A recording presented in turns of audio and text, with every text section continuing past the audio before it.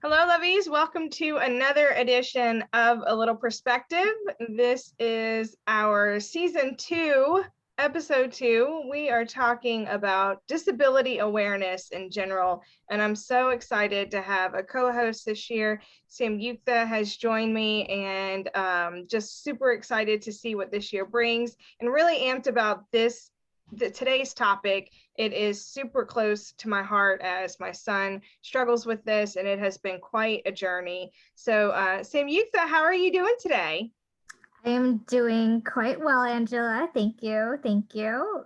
We are here on a lovely Sunday afternoon. I'm glad it's sunny and I'm looking forward to more warmer weather. I think it's supposed to be in the 60s in the Chicago area. But our guest on this episode is Mr. Ron. I've had the pleasure of working with him on the Alumni Association Board of Directors at the Benedictine University. He is retired and lives in Naperville, Illinois. And the disability that he'll be sharing with us is ADHD. So Ron, why don't you go ahead and tell us about yourself and your experiences? Okay, wonderful. Thank you, ladies, for having me. I'm excited to be here with you guys, and you both play off each other so well. So this is quite an honor. So I will go do it, and we'll do our thing. So my background is I have a master's in clinical psych, but I don't have a bachelor's degree. And I'll put that into perspective at some point. But it's sort of such a typical ADHD road that I walked down that I didn't even know I was walking down. But anyway, I do a master's in clinical psych.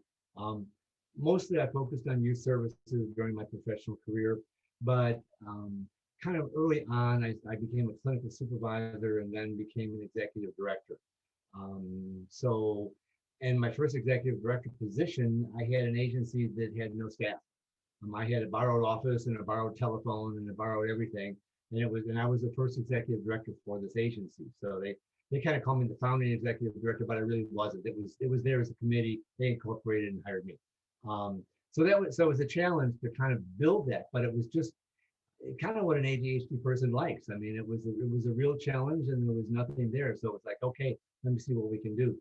So 13 years later, when I left, we had about, I think, 5 or 6 different programs.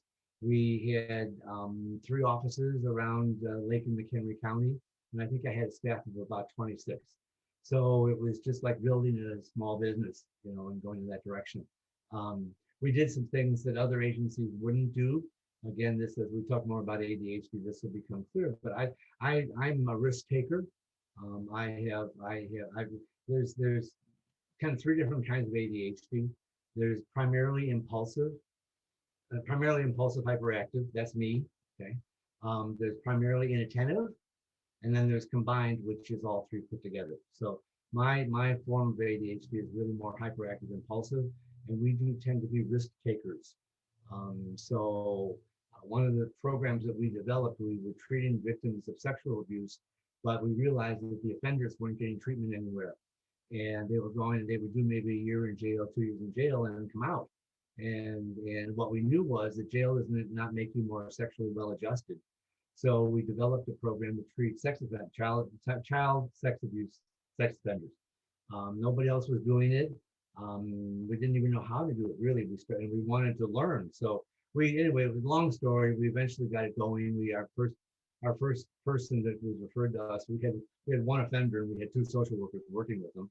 I'm quite sure that was such an abrasive experience for that person that he never, ever, ever thought about a child sexually again, just because that was really a burst of therapy. But anyway, so we built the program, and it was our way of doing kind of, prevention for further child sexual abuse by treating offenders. And we were a hard program. We weren't one of these things that says, yes, you've had a tough life, so we'll give you some counseling and we know you'll never do that again. That wasn't what we did. We actually had some offenders that chose prison over the program.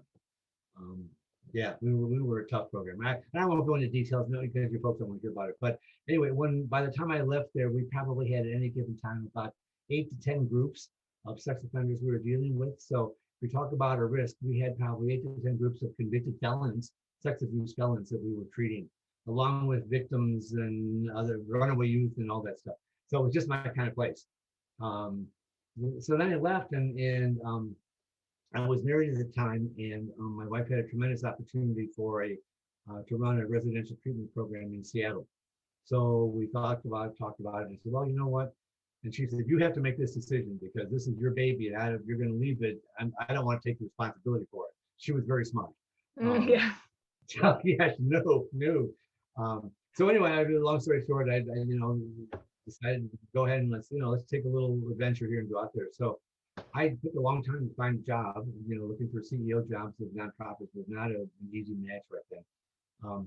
Anyway, the Learning Disabilities Association in the state of Washington hired me as their executive director. Now, I didn't know anything about learning disabilities.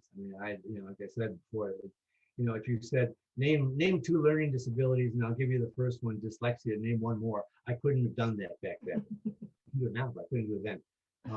But they hired me because I had run a nonprofit and I had built a nonprofit, and they had their organization had been around for a while, but they only had 3 or 4 staff, and they really wanted to get out of the sort of mom and pop kitchen table realm of being a nonprofit and be a little bit more significant. So they hired me, and probably about a couple of weeks or so into the job, they came up to me and they said, you don't know a lot about ADHD yet, do you? And I said, well, no, I guess not. And they said, well, we think you need to go see somebody because we think you are one. So that's how I got identified. Oh my goodness. So I ended up being one. And so then I had to learn about learning disabilities and about ADHD. And ADHD is not a learning disability. They are different. Cognitively, they are different. So that was sort of a fun process to learn about that. And I wish that I had known about that earlier on, because I learned more about why I behaved the way I did, why I needed stimulation, why I was, a risk taker, why I was, easily bored, why I interrupted people all the time, why a lot of the whys, Yeah. And all of a sudden now my life sort of like made some sense to me. I was never medicated. I always, again, because I was, in my mid 40s when I was identified, and I was able to I was successfully managing my life without the medication. And I learned about things that I could do that would work well with it, that were not taking pills, and again, I think, as a parents, you need to do what you need to do. Your kid needs to learn. They need to be able to be in school. They need to be able to behave well enough. They need to settle down well enough. They need to be able to learn. But because I was older and my metabolism and everything was a little bit different, and I had better self-control, I just chose not to do that then. And that, whether it was a mistake or not, I don't know. Maybe if I would have taken medication, I would have written 3 books by now. I don't know. I did, however, I did have a friend when I was in graduate school that had a nurse that was nicely prescribing 15 milligram time-release dexedrine for us. And we would just take it to stay up for a test and everything. But boy, and again, I didn't know I had ADHD, but boy, could I focus, I actually I did all the research for it. And the master's program I was in was an American Psychological Association approved master's program. We had to do dissertations. I wrote my master's dissertation in one night. Wow. Now, I had all the research done. I had all these index cards around and all that kind of stuff. I just popped a little dexedrine and I hyper-focused, and I knocked that puppy out. Now, wow. Then I had to do rewrites and tune it up and all that kind of stuff. But the bulk of it was done in one long night, probably 22 hours of just right through. That's crazy. And again, I still didn't know why I was able to function like that, and why that helped me focus so well. But that's one of the interesting things about ADHD is we are always all over the place. But once we hyper focus, you need a bellows or something to get us to come around, because we're not paying attention. So that was sort of a little bit about me, just in terms of where I am and how I got to where I am. So I did that job for like 9 years. Went out and I worked with the Learning Disability Association of America for about a couple of years. Then got a job running the Cove School in Northbrook, which is a school for kids with severe learning disabilities and ADHD. I'm not I'm not compatible with the school. It just didn't work well. It was a bad fit. So 6 months and I left. They were happy for me to leave. And I just got out of there. And then I ended up at 360 Youth Services here in Naperville, which is kind of a multifunctional youth service agency, and love that. Knew I was going to retire someday, so I kind of started, and I had always done photography. I've been doing photography for 20, 25 years. So I started doing more of that and building a little photography reputation. So now that I'm retired, I do photography. And I don't need to do that for a living. In fact, I don't even call myself a photographer. My name tag, which we sell for, is it doesn't say photographer; it says picture taker. And I don't want to insult photographers and say I'm a photographer, so I'm a picture taker. But it's also great for marketing because people will talk to me about that. Yeah. Yeah. So, picture taker, what's that? So now with marketing, you want to get somebody talking to you, then you got to sell. But marketing, I would get them talking to me, and that's great for marketing. Yeah. So what do you think are some of the having fun. Go ahead. I'm sorry, Ron. I'm done. That's all about me. All my background is done. Now you can ask questions. You talked about just, I think it's insane, not insane, that's a severe word. I think it's really telling, honestly, that you didn't get diagnosed until 48, because of the generation you come from. And whereas my son, we started having struggles. Well, I mean, he's clearly been ADHD his entire life. But I talked a lot of it to being just a boy. And so now I can see that he's definitely the impulsive, hyperactive type, whereas my daughter is the inattentive daydreamer. She has a hard time focusing, but because he is 10, then it was easier to make the connection that, like, oh, he probably has ADHD, and then start to figure out the medication thing. What do you think are some of the struggles that you have now as an adult, knowing you have ADHD, and sharing that with others, when you're, like you said, if you interrupt someone or something like that? What are some of the struggles that you find that you have as an adult with ADHD? The biggest struggle that I have, and I think I probably always had, I just don't remember as well, but it's my biggest struggle is, if I think it comes out of my mouth. That filter that you all have, that says, should I say this? Isn't there. It just isn't there. It's like, and it's coming out, it's like the old cartoons. It's like those words are coming out of my mouth, and behind it, it's all I'm saying, no, don't say that. But it's too late because it's already out. Yeah. My son is. Yeah. And that is still there. That has not gone away. And I know it. I struggle with it all the time. I do actually, after I've shot an event or been in a meeting or anything like that, I come home and I sit down and I kind of do a post-mortem on my behavior at the meeting or at the shoot. What did I say that I shouldn't have? Who do I need to apologize to? I send out more apologies than you can ever imagine. You've seen some of them because I've apologized to you a few times. But it's like I just get ready to do that because I know that somewhere in whatever that was, I probably offended somebody. Now, I'm more sensitive to it than they are. I mean, I apologize sometimes to somebody and they say, oh, I don't even remember that. But it's a very sensitive area for me because I know it's a problem that I have, is that I will say things that I shouldn't. I will interrupt people that I shouldn't. If somebody's in a conversation with a few folks after an event or something, and rather than just being courteous and waiting, I will occasionally, I won't, not all the time, but I will occasionally, I'll just interrupt, and it's really bad and it's really disrespectful, but I do that, and it's like, and then I'm in the car on the way home and I go, oh, Ron, you did that again. So that's the thing I struggle with the most, is that the filter of things coming out of my mouth. Now, as I'm older, I don't worry about them being off color as much. They used to, when I was much younger, they would come out and they could be off color. Now I'm a little bit more controlled in terms of being, socially appropriate, but it's just, I just can't control stuff. If I think it's there. So that's the worst. Have you always been sensitive to that? Like, has that when you were younger, did you have that replay later on and the, oh gosh, I hope I didn't upset such and such when you were younger? Know what was going on, what was happening. So, and um, I wasn't socially aware enough to kind of do that replay, and I didn't know enough about how to start trying to accommodate and take care of myself with that. So stuff would just come out, and that was that, But some of it also, when I was younger, we were probably more tolerant of some of the bad behavior before than we are now. I think we've gotten less tolerant of bad behavior as society has moved on, and that's right. And I'm not saying we shouldn't. We're getting to a better place, but it was probably just tolerated more.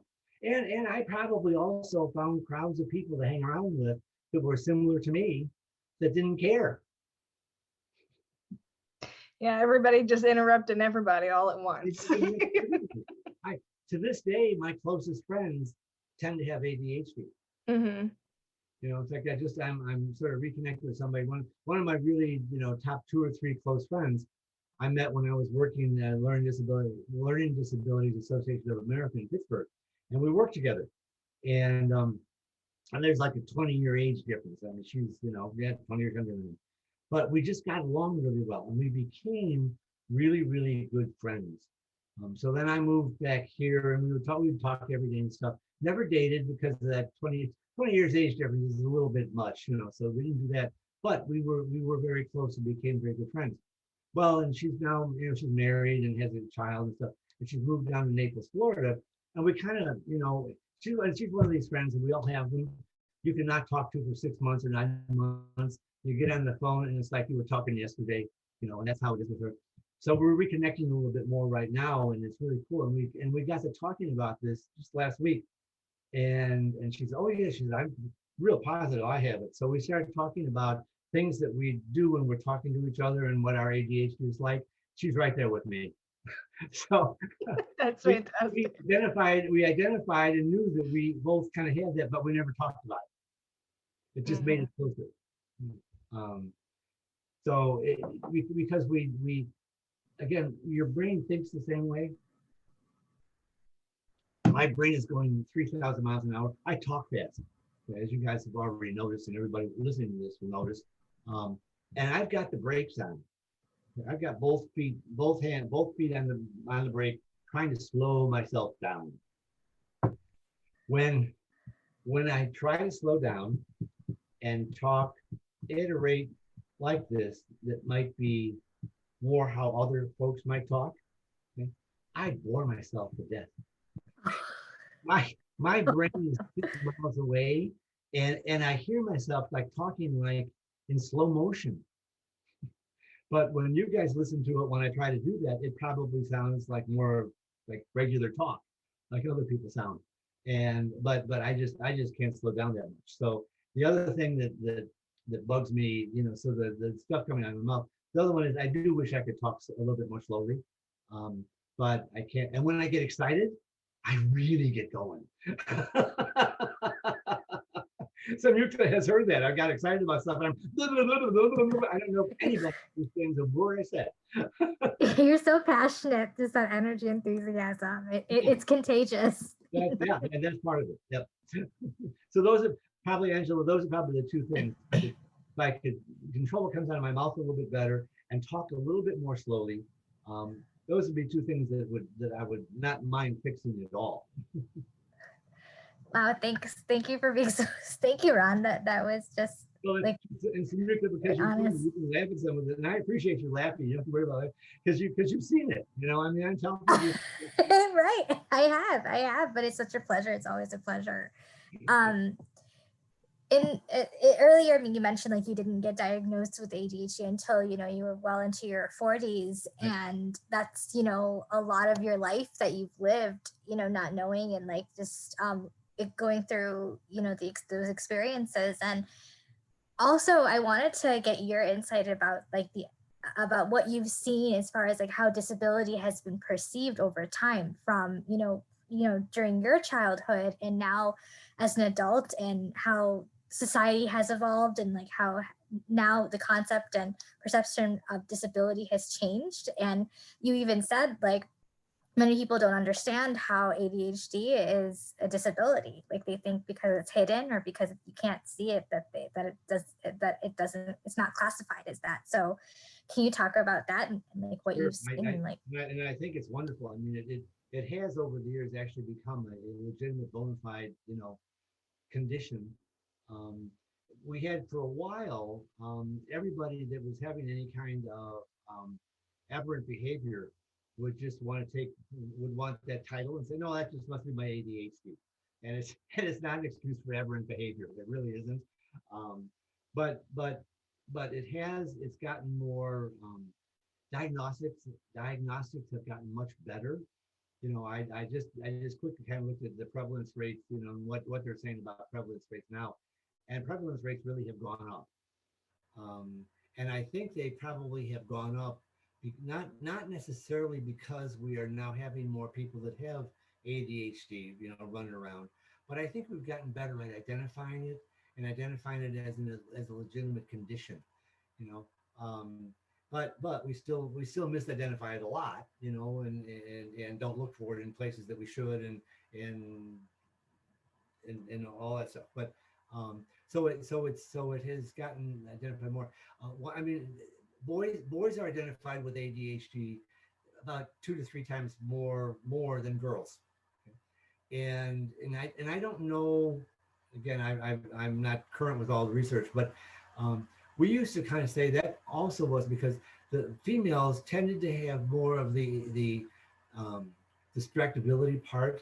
They were more distracted, so they were causing problems in classrooms. They were just not paying attention. So females will get identified as the space cadets. Oh, she's just a space cadet. Okay. Which really has nothing to do with the female gender. It's just a lot of those women probably had, inattentive ADHD, but nobody was identifying that because they weren't behavior problems. If you take a male with the hyperactive impulsive ADHD, they're going to be more noticeable. Just if nothing else, they're going to be talking more. They're going to be getting into trouble. They're going to be doing all kinds of stuff. So I think one of the reasons why boys get identified as having 2 to 3 times more ADHD than girls is because of identification. I think we probably still have a lot of females out there that have it and are not really getting identified with it. Yeah. I agree. And I think that has gotten a little better. But this, from what I read, it still runs along the lines of typically girls tend to be inattentive, whereas boys tend to be hyper. So you talked a little bit, Ron, about some of the things that you try to do as to be a good friend with ADHD. How can someone be a good friend to you?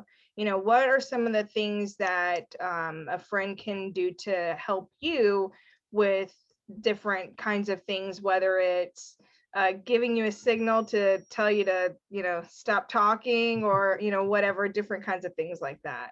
Actually, that's it, Angela. I mean, I've actually had folks that I've worked with and board members, and one board member in particular was very sensitive to it. And she said, I will tug on my ear when I want you to shut up. It's okay. And she would. Okay, thanks, Tanya. And sometimes folks will just say slow down a little bit. And I get the slow down feedback. I wouldn't say often, but I will get that because and they don't even know why they're giving it to me. They say slow down a little bit. I can't understand what you're saying. So I get that, and that's a pull up that I really don't. I don't get offended by that at all. I appreciate it a lot. I also will with people that I'm close to. I will say, let me know if I get going too fast, or I will sometimes even before something's over say, I probably shouldn't have said that. I'm getting a little bit more self-aware of that. So I get some of that. One of the other things that I'm going to sneak this in the back door a little bit is that I used to skydive. Okay, when I was out in Washington State. And again, that's not unusual for somebody with ADHD to take up something like skydiving.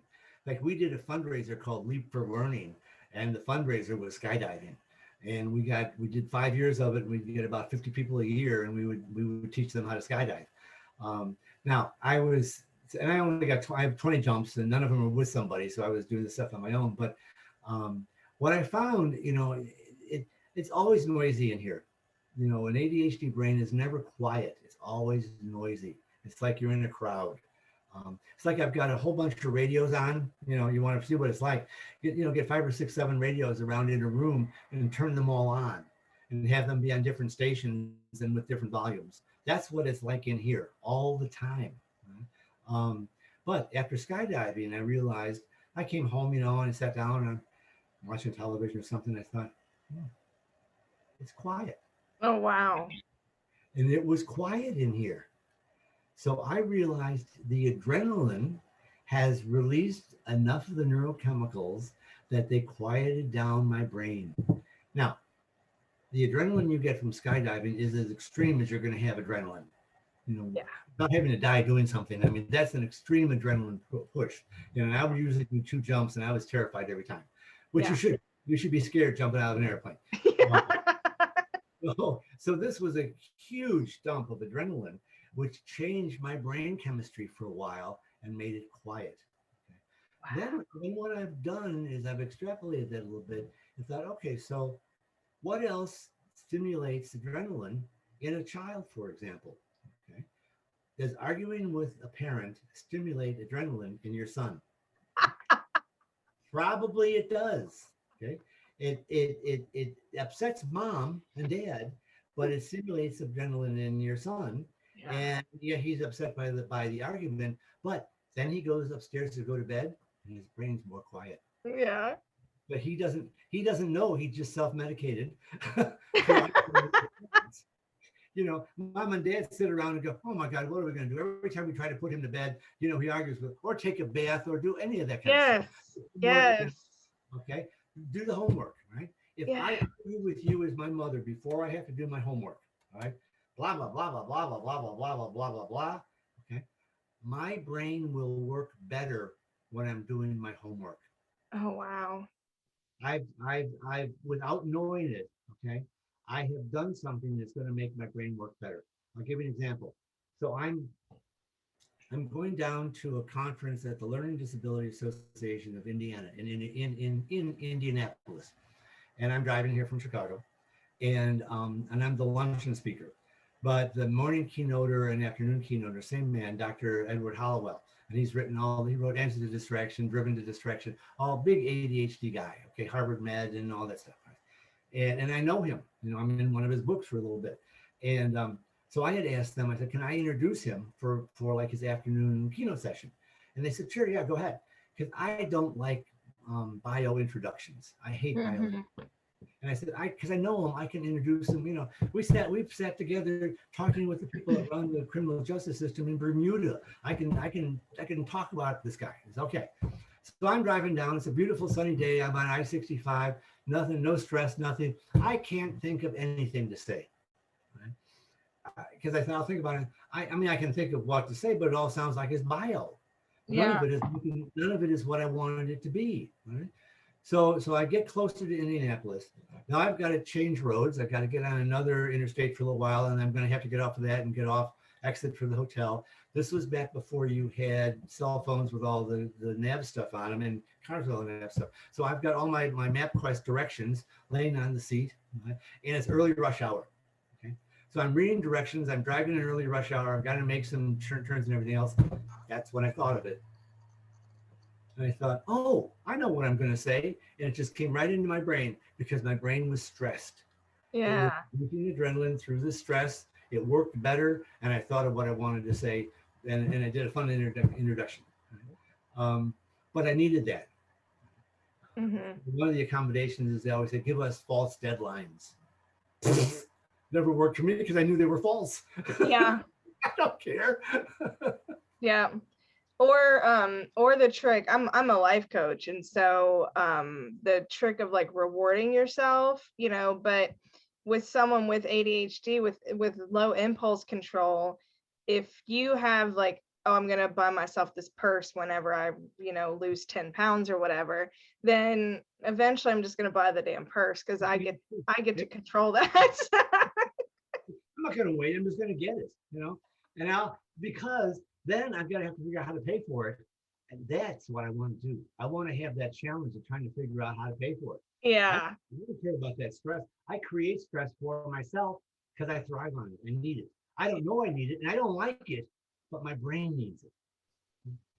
It's like that's a really interesting. But I'm craving them because somewhere in my psyche, I know I need Brussels sprouts. So it's the same kind of a thing. I can also tell when there's almost everybody in the world that practices psychology and stuff will say that they're an expert in ADHD, and I can tease those people out in about 2 minutes. The way I tease them out is I say, okay, so you have a parent that comes in and they're talking about that we come home from work and it's inevitable every day when we come home from work, my 10-year-old is chasing the cat around with super glue, trying to glue his tail to his paw, or they're getting into a fight with their siblings, or this is happening or that's happening, and it's like every day. So that person comes to you as a client. What do you tell them? Okay.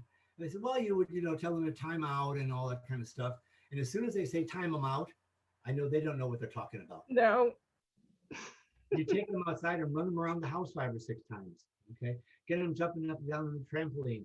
Anything that's physical for about 15 minutes, 20 minutes, 30 minutes, you can do it, and get them really, really, really getting their heart rate up and doing that kind of stuff. That will take them out of the ADHD moment. Now you're going to sit and talk with a rational child. Yeah. Okay. If you feel like you need to punish them for trying to glue the cat's tail to his foot, okay. If that's the case, do that with a punishment that's active. Mm-hmm. That's make them wash the dishes, wash the car, mow the lawn, do whatever. Again, that's a better punishment. And then do whatever you need to do as a parent. But don't try and be the rational parent while the child is in that ADHD moment. Right. Do that first, and then do the other stuff. I like how you said now you're dealing with a rational child, because that's the truth. They're not able to at all think rationally, much less have some kind of a discussion. And plus, they're a child already, so that complicates it as it is. But with DL, they started running the track with him in the morning before school, and that made a big difference for him. Right.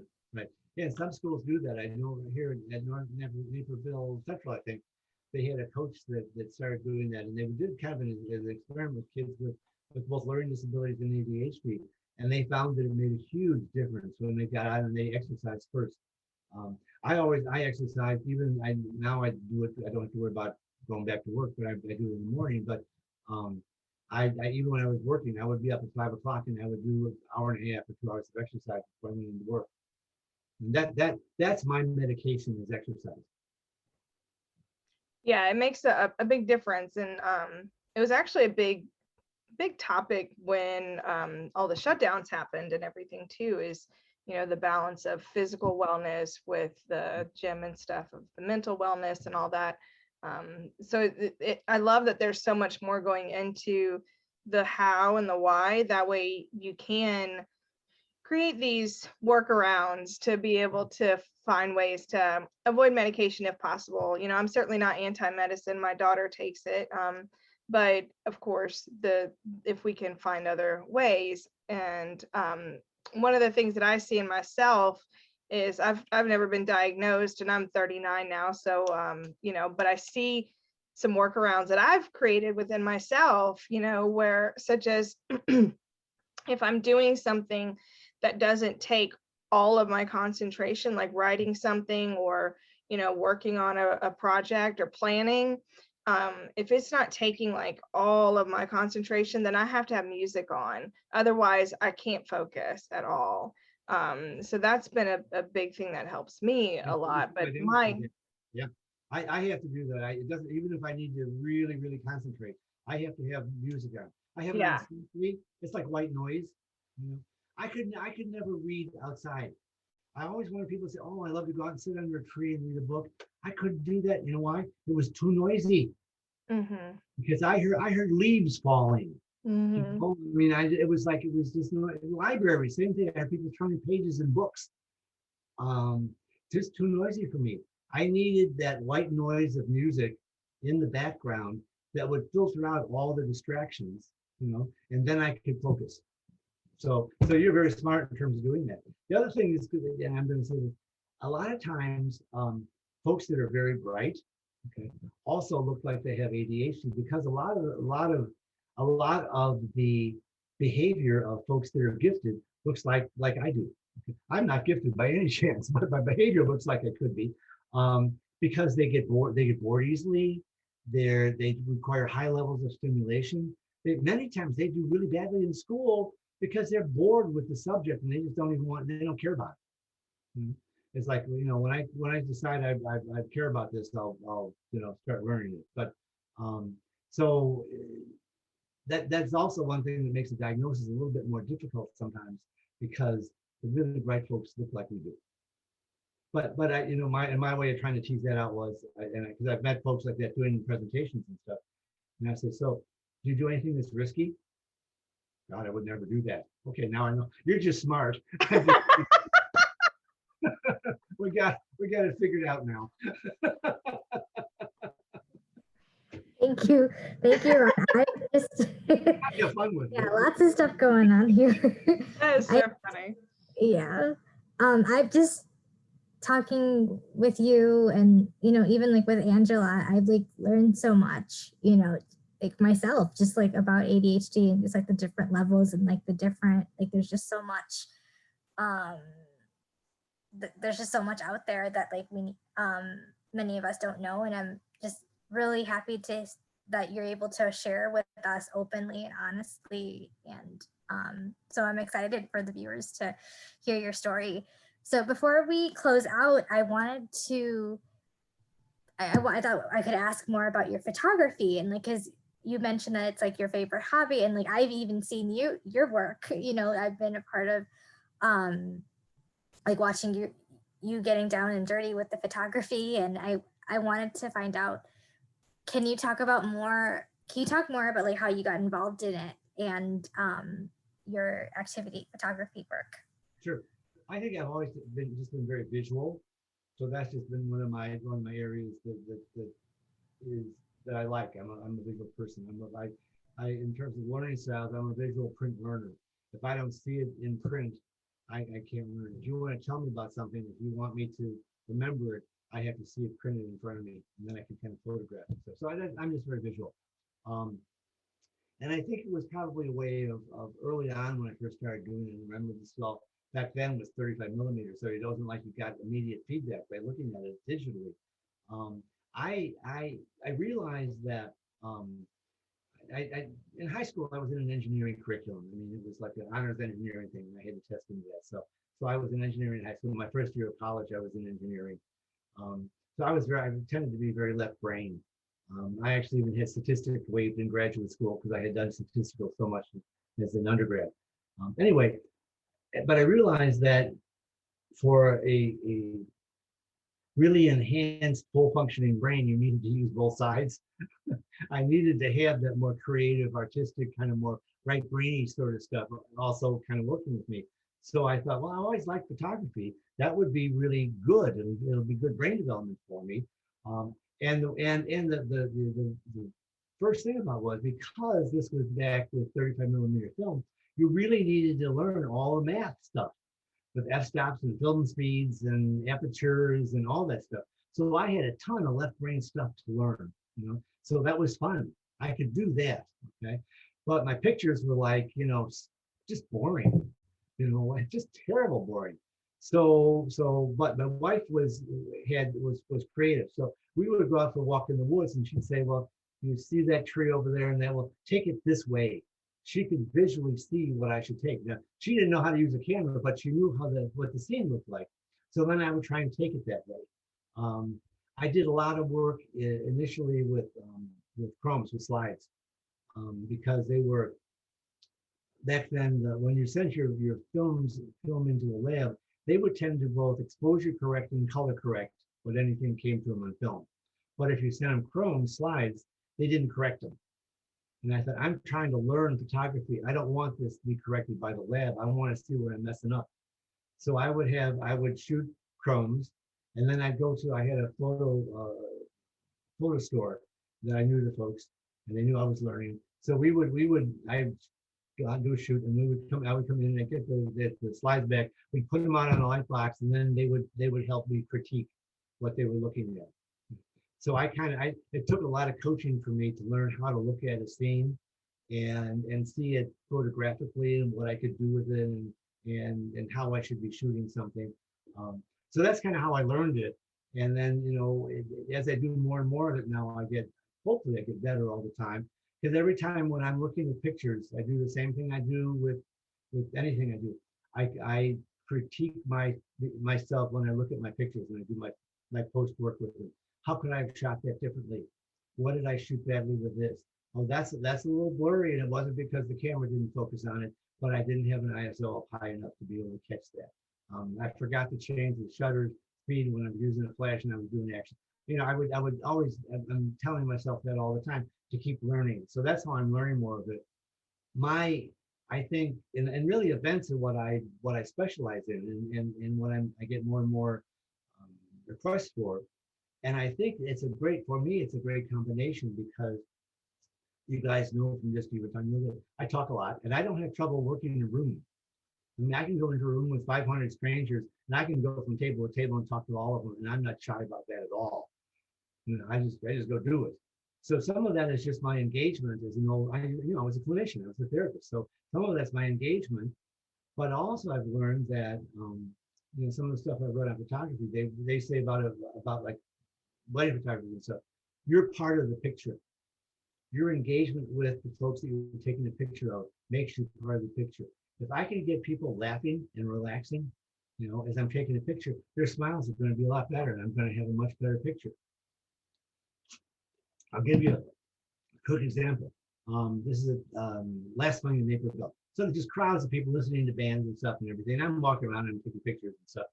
And I get up to it's two couples. And I'm going to go take a picture of them. I said, do you mind? And I smile. And, and one guy walked in and gets over to the side and says, I don't want to. I'm not very photogenic. And I said, that's okay. I'm not a very good photographer anyway. he joined the crowd. Everybody laughed. And was like, That's fantastic. So that's why I like photography so much, is it uses both parts. It uses the visual, it uses what I know about the camera, and also I can use some of the okay parts of my personality to kind of do that engagement. And so I just have a great time with it. And I was just complimented recently. I always wanted to do the stuff with the Chamber. The Chamber has just identified me as their signature event photographer. So, yay. Yay, indeed. That's awesome. That's awesome. Thanks for sharing that.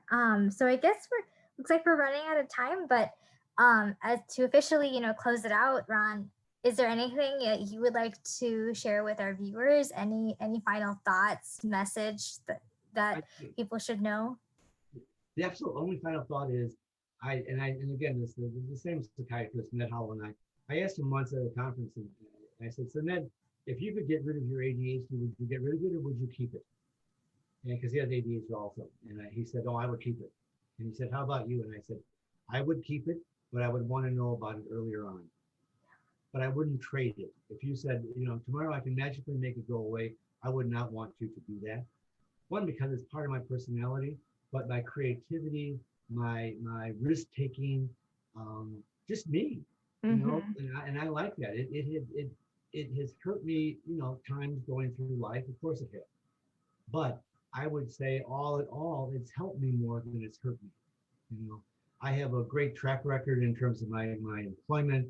We did some things at agencies. I mean, the place that I ran here, we had $1.4 million budget when I started. 9 years later, when I left, it was 2.8. We doubled it. ADHD, a great team there, but also ADHD helped us do that. Always looking for different things. So I think that for any person that is realizing they have it, or that knows they have it, or parents that are having kids identified with it, I see it totally as a plus, not a minus. Now, anything that's a plus often has things that are a challenge along with it. You're not going to get away from that. But ultimately, when you learn how to manage the challenges, the fact that you have ADHD really becomes an enhancement to what you have potential for, rather than a negative. But parents, what parents need is very, very, very, very strict discipline, structure, and love. That, we don't have good internal structure. They need you to be their structure. So you have to help them with structure whenever you can, as much as you possibly can. You need to be strict with them. My father was just strict as just a strict. Oh man! But I knew he loved me. I never doubted that, and I thank God every day that that man was my father. Otherwise, I might be sitting in prison. Consistency and structure is absolutely key for sure. And Yes. Love, because what I've learned with my son is his ADHD causes a lot of insecurities with him, because he is 10, and so he still does interrupt people, and he, and so he gets negative feedback from some of his actions, from his peers and such. And so I see him internalize that. So working through the insecurities that can cause, but then the consistent structure, and you can't give him an inch, because if you give him an inch, it's going to take a mile. So you have to keep that firm. Is he a risk taker, or? Oh yes. Oh yes. I love him already, and I haven't met him. Yes. He would jump out of a plane if I let him. I'm telling you. My mother would come home from work. She worked close to home, and she'd come home at lunchtime during the summer and stuff. And she knew when she walked in the driveway, don't look for me on the ground. She looked for me in trees and on the roof and the garage roof and every place else. That's where Mom looked for me. Yes. That's where I was going to be. Yes. Yes. He said we can really be fun if you learn how to have fun with it. It can be something, but it's those things that that sneak up on us, like saying stuff that we shouldn't say, or just impulsively doing things, or that stuff that's just really hard to control. And it will get better for him as he gets older. The other thing for any child, it's like if they had diabetes or something. You would have, if you're a parent of a diabetic child, you would help the child become a subject matter expert for diabetes. Right? You really would. They would have to know as much about it as their docs. Okay? You need to do the same thing with, and I'm saying this not just to you, Angela, for any ADHD parent, because I know you're doing it, but is you have to help them learn about it. You don't keep it from them. You don't give them a pill and just say, this is just another vitamin for you, honey. They have to really learn about it. They have to learn that their brain functions differently than everybody else's, and it's just going to be different to manage their brain. But they have a sports car in here, not a truck, and they got to learn how to drive that sports car. And sometimes it's not easy. It's always going fast. That was a great analogy, a sports car, because it is 90 to nothing. He when talk about not shutting up, like he'll be in the living room by himself playing a game or something, and just I mean, you would think that there's somebody in there with him, but it is just stream of conscious. Yep, and his brain is going 100 miles an hour, which when he gets able to focus that, when he gets older and gets that, think about him as a professional someplace. Mm-hmm. And what that, and I'm sure he's also very smart. Okay? Yeah, he is. And think about what that smart brain working at that speed is going to be able to accomplish. Mm-hmm. You have a real prize there but you got a real challenge to get that prize to where it needs to be. It's like having that prize bull, you know, you it's great, but you got to figure out how you're going to manage that sucker. Right. And have him work with you to figure that out. You know? Yeah.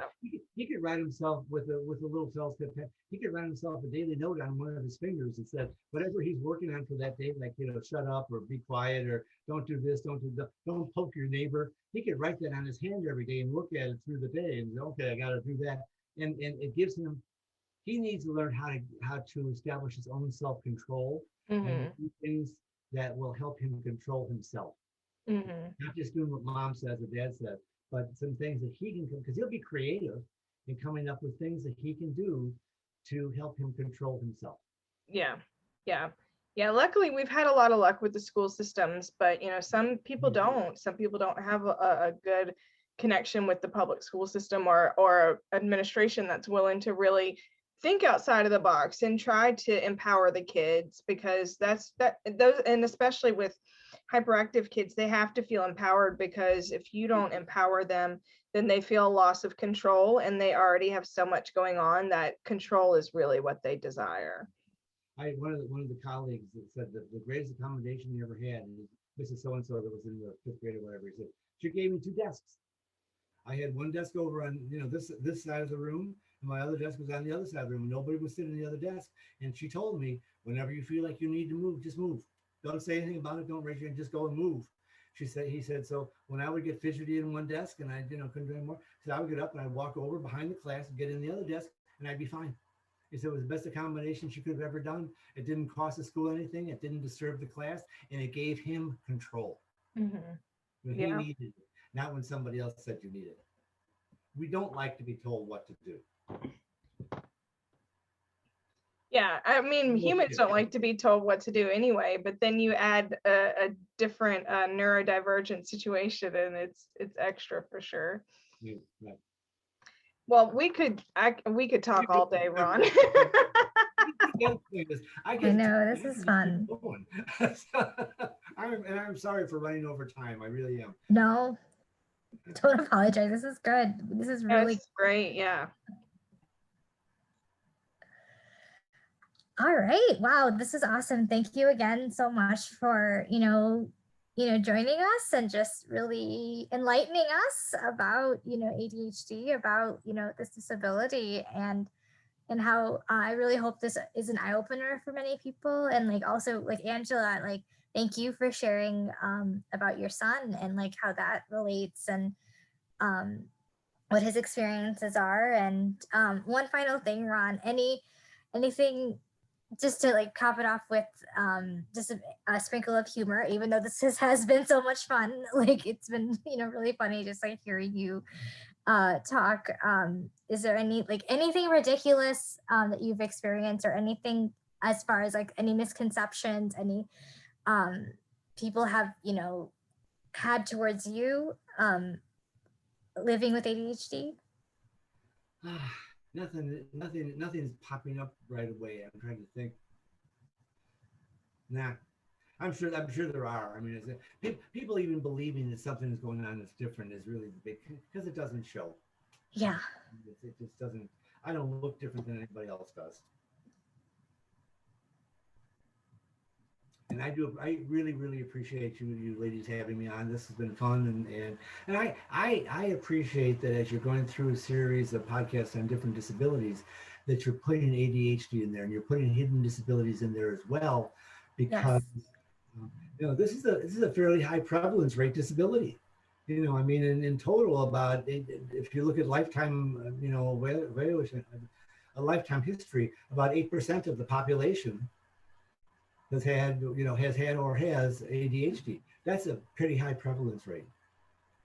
So I'm glad that you guys are addressing that. Thank you so very much. Yes, thank you. Any final words, Angela? No, sorry. I was just gonna say, no, the pleasure's all ours, Ron. Thank you. Truly, this was fun and funny too. So it's always great. I think that's another ADHD superpower, is humor too, because my son is so funny. Is he great? See, that's great. Well, tell your son I said hello. I will. Tell him I've jumped out of an airplane 20 times and I say and I'm saying hello. I will not tell him that part. I did it 20 times. I can do it once, Mom.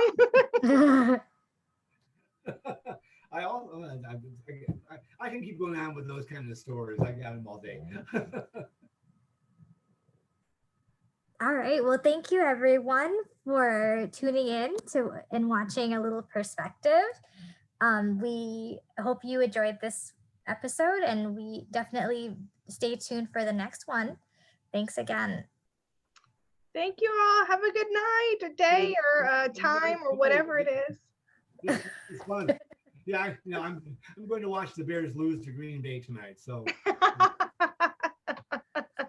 not excited about that one. But thank you, ladies, for having me. This is great. We had a lot of fun. Thank you all. I haven't had a chance to really talk about this for a long time, so it was fun to kind of be able to do that again. And Samuktha, I know that because have known me for years, so you've watched all this stuff. It's a different dynamic. Yeah. All right, y'all. Have a good day. Bye. Angela, I'm going to show you a book right now.